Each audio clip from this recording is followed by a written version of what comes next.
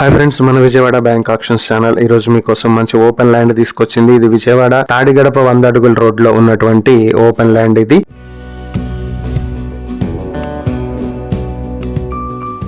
373 square yards లో west facing తో ఉంటుంది. ఈ ల్యాండ్ కి 33 అడుగుల రోడ్డు కూడా ఉంది. ఇది తాడిగడప 100 అడుగుల రోడ్ లో వివాన్ అపార్ట్మెంట్స్ కి దగ్గరలో ఉంటుంది.